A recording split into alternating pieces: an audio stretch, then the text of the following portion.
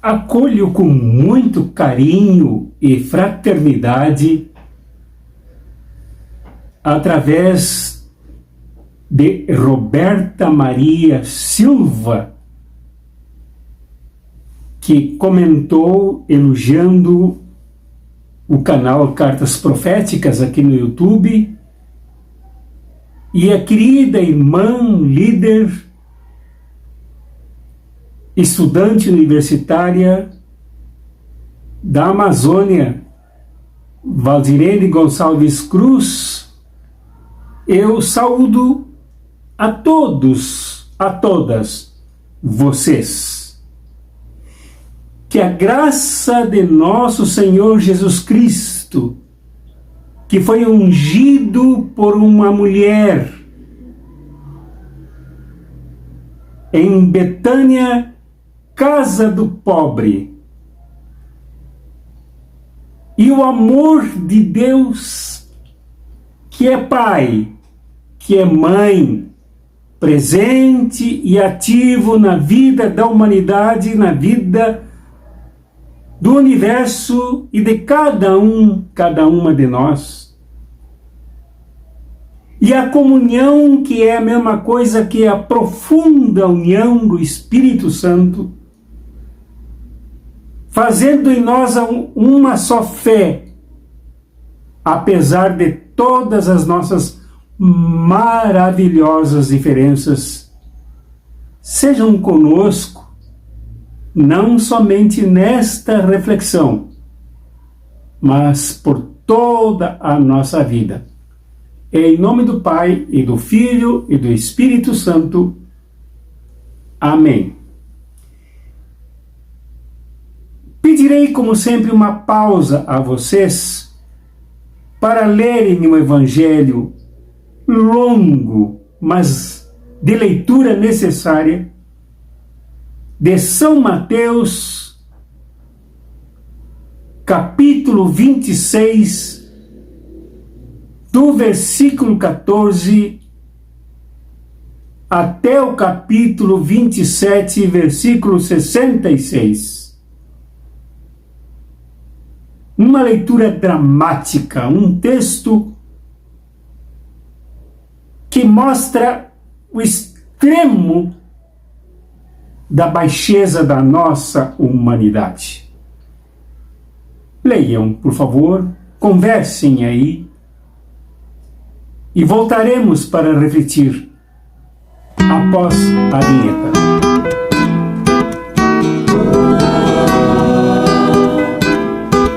A querida irmã Valdirene Gonçalves Cruz mostrou entusiasmo no comentário que fez na reflexão do Evangelho do domingo passado, o quinto da Quaresma, por imaginar que eu consigo ler. E em dados momentos eu consigo, com um aumento gigantesco das letras aqui no computador, mas a esperança de enxergar se aproxima já nesta semana. Aqui neste texto, nos deparamos com Jesus ao chegar em Jerusalém para celebrar a Páscoa, no mesmo momento em que ocorreria a Páscoa dos judeus no Templo de Jerusalém. Ao entrar na cidade, ele pediu aos seus discípulos que procurassem um homem, amigo dele, e avisasse que ele celebraria a Páscoa na casa desse homem. E para lá se dirigiu com seus discípulos.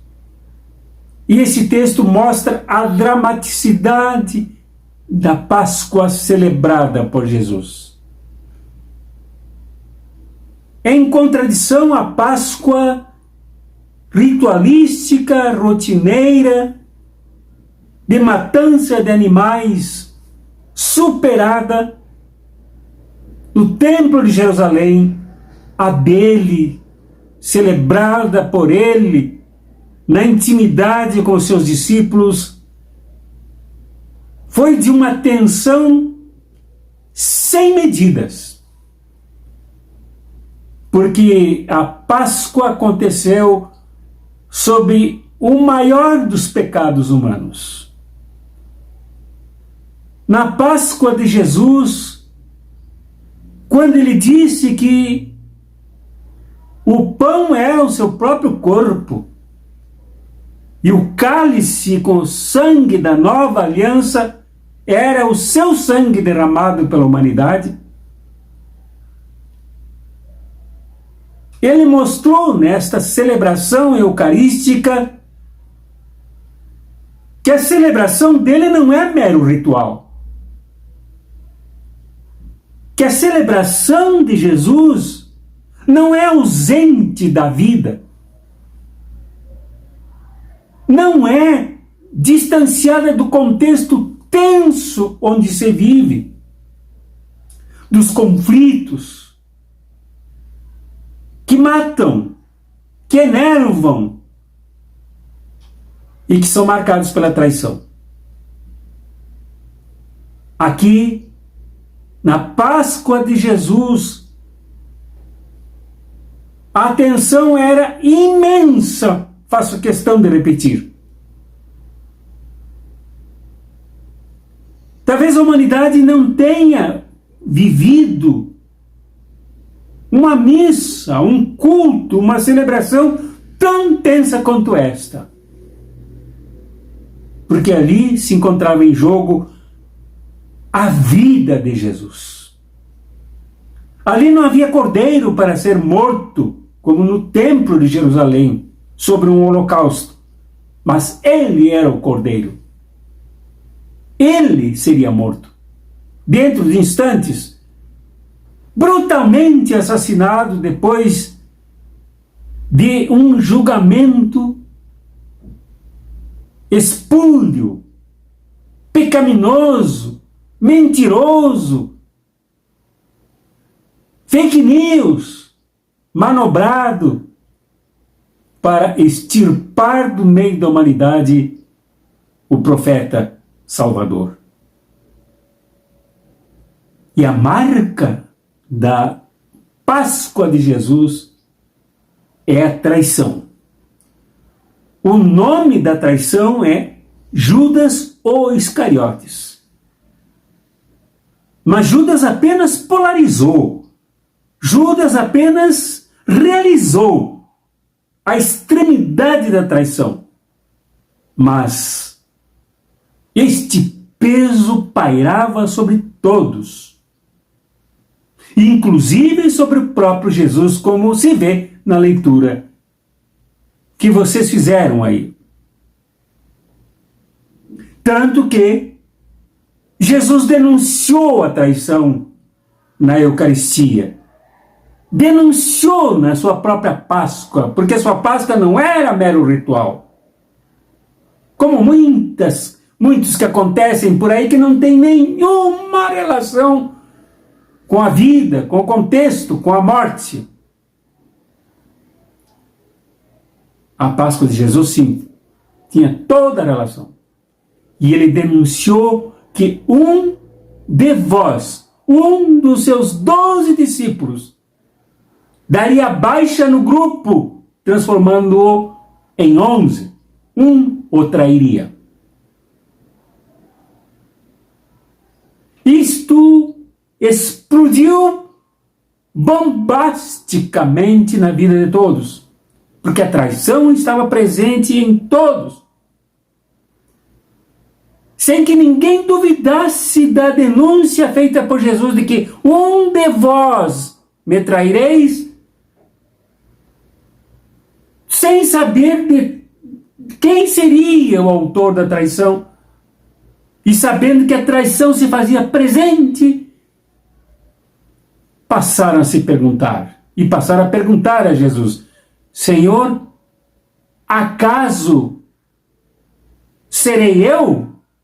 E assim, de um em um, todos indagaram pela traição, porque ela estava presente em todos. Era não um fantasma, mas um monstro que acossava o ambiente pascal de Jesus. Nesse domingo de Ramos, nós olhamos lá para dentro da casa do amigo de Jesus e tentamos, sem conseguir imaginar a tensão lá dentro. Quando Jesus diz: um de vós será o traidor.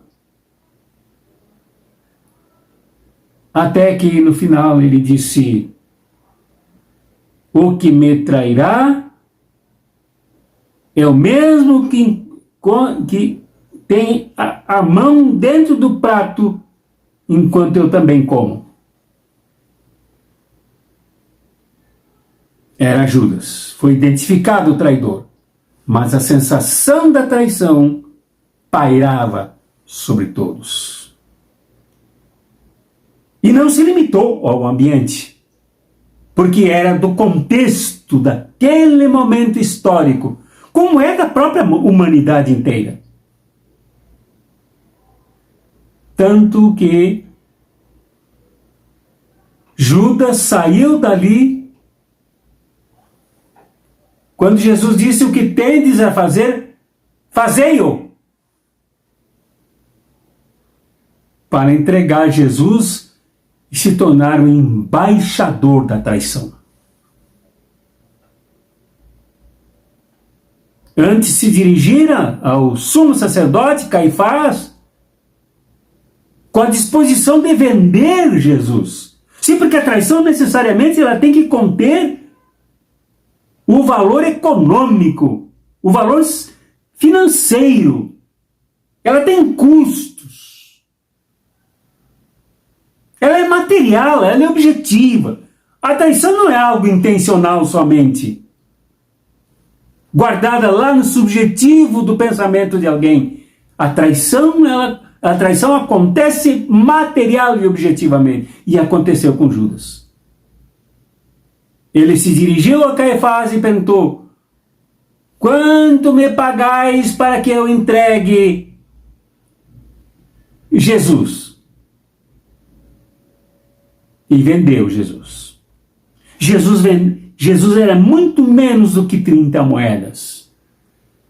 Jesus, para sua mentalidade possessiva, ou como diz João, a mentalidade penetrada pelo demônio, isto é, pela força da divisão,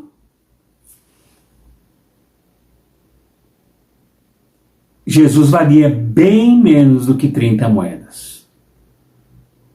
Assim como antes, Jesus valia menos do que um vaso de perfume, que ele achava que deveria dar aos pobres e não usar para lavar, para ungí-lo. Assim é quem trai. Quem trai sempre considera os outros menores do que os seus apetites, os seus desejos, a sua possessividade, que depois acabam por se voltar contra o próprio traidor. A traição estava no ambiente tanto interno da Páscoa de Jesus quanto nas estruturas. Tanto que Caifás, o sumo sacerdote, o homem da religião, se fosse hoje, fosse cristão, se chamaria de papa. Ou se chamaria de um patriarca. O mais poderoso da religião participou da traição, pagou as 30 moedas, porque para ele mais valia matar Jesus, portanto a vida de Jesus não valia nada. Assim como as vidas de todo o povo não valiam nada para ele. A traição estava no contexto, fazia parte de cada item do contexto. E a traição chegou a Pilatos. Se não fosse o trabalho de Judas antes, passando pelo jardim do Getsêmani,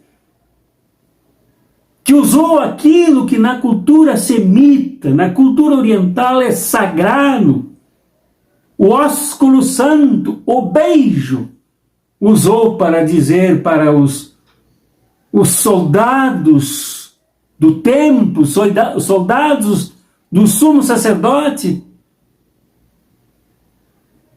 lá presentes no Getsêmani, onde Jesus vivia a angústia do dia anterior, lá, Judas deu o beijo na face de Jesus para dizer: é esse que eu beijar.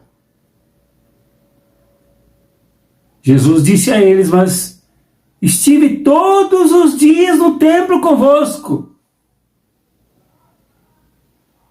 E agora, vinde ao meu encontro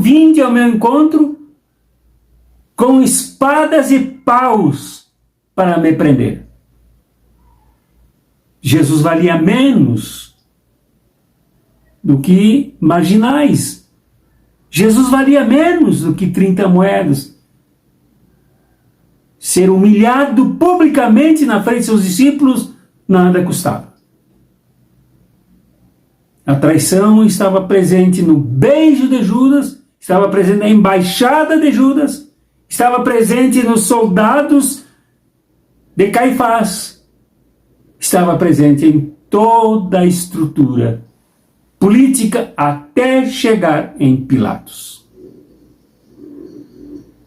E entre todos os traidores que contam com Judas como o traidor mor, traidor máximo, Pilatos foi o que menos traiu Jesus. Tentou de todas as formas, inclusive aconselhado pela esposa: não te envolvas com este justo. Tentou lavar as mãos e cair fora, sendo pressionado pela massa que foi manipulada pelos sumos sacerdotes, pelos fariseus, pelos saduceus, que avisaram. Ele perguntará: o que devemos fazer se soltar Barrabás ou Jesus? Vocês gritem com todas as forças: crucificai-o, crucificai-o. A religião virou artifício da morte, virou armação do assassinato de Jesus. Virou derramamento do sangue do justo. Virou traição agora em forma de morte e condenação. Próprio povo com quem Jesus se envolvera, próprio povo com quem Jesus entrara horas antes em Jerusalém,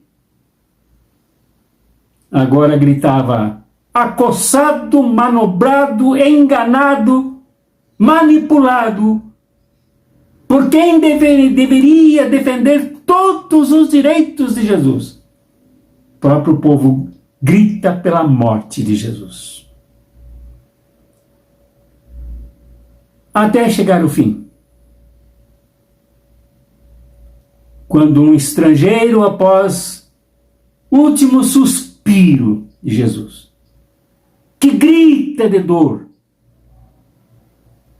Deus meu, por que me desamparaste? Invocando um salmo, demonstra claramente o desamparo, a solidão, o abandono, a tristeza de alguém sem defesa. Ninguém para defendê-lo. Mesmo assim, na mais radical e profunda solidão que o ser humano já viveu, Jesus se manteve leal. Ele também foi acossado pelo desejo da traição. Ele também foi acossado pela tentação da traição. No jardim do Getsêmani, ele orou angustiado 3 vezes: Pai, se for da tua vontade, passa de mim este cálice. Uma tentação semelhante com aquela que ele enfrentou no deserto, de abandonar tudo. Mesmo assim, enfrentou a tentação por dentro e por fora. E gritando sozinhos, enfrentando a morte na mais absoluta solidão e desamparo. Ele impressionou um centurião, dito pagão, dito ímpio, um romano, que fazendo o discurso pascal, visto que o evangelho é escrito de trás para frente, o evangelho é escrito a partir da Páscoa. Por isto, esse evangelho não é tão desesperador quanto se a gente parasse a leitura dele ali no versículo 66, sem prestar atenção em tudo, quando se declara que, como disse o centurião, este de fato é o Filho de Deus, o Messias de Deus, aquele que nunca abriu espaços, embora acossado, a traição, a fraqueza, a desistência, a ruptura do seu compromisso na inauguração da nova aliança.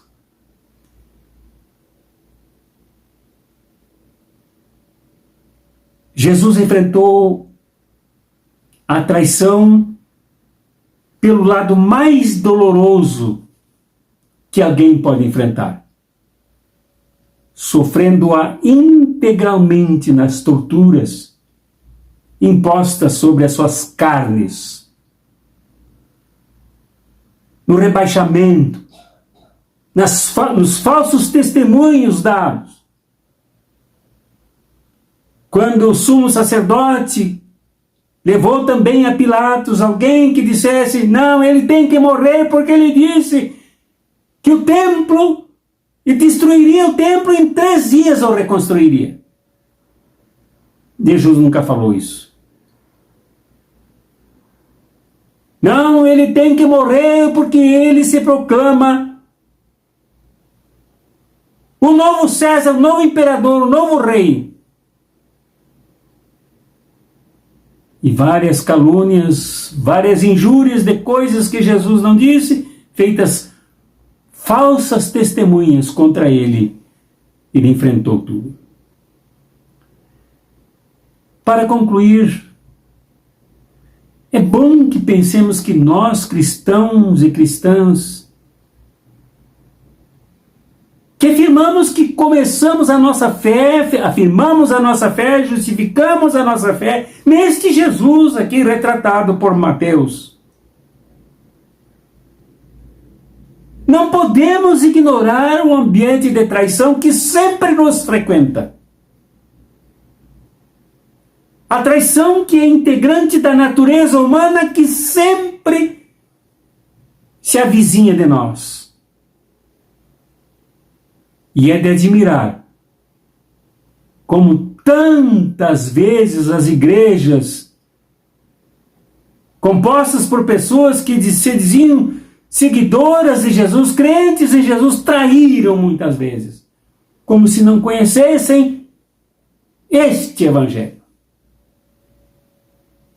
E é preciso que nós nos firmemos escutando o que Mateus escreveu e considerando o que disse o centurião. Considerando a partir desta lealdade de Jesus ao Pai, esta lealdade de Jesus ao reino, esta lealdade radical e intransferível, indesviável de Jesus à sua própria missão. Isto deveria ser para nós marca central. mesmo nos maiores abandonos, nas maiores solidões, nas maiores incompreensões, e ninguém sofreu tanta incompreensão quanto Jesus. Quando viu um dos seus apóstolos traí-lo e denunciou. Quando avisou outro que ele seria negado por ele e viu que o seu amigo Pedro o negou. Ninguém viveu maior tentação de desistir com tanta traição, com tanta indignidade quanto Jesus. E ninguém teve uma comunidade tão imperfeita quanto Jesus. Mas ninguém acreditou tanto no ser humano quanto Jesus. Por isso se dedicou, se consagrou, se consumou, se deixou crucificar e entregou a vida por estes seres humanos. E este é o nosso caminho, esta é a nossa marca. Seguirmos Jesus como ele seguiu.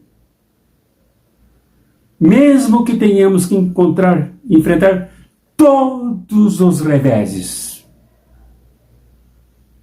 E muitas vezes os reveses vêm ao nosso encontro. Batem à nossa porta. Tomam conta da nossa paz. Perturbam o nosso sono. Tiram a nossa confiança na espécie humana. Mas é preciso olhar para Jesus. Esse domingo de Ramos é um convite para olharmos para Jesus, tudo o que ele passou, e dizermos a nós mesmos: nós seguimos a ele. E se o seguimos, devemos fazê-lo integralmente, como o ensino de Mateus nos mostra.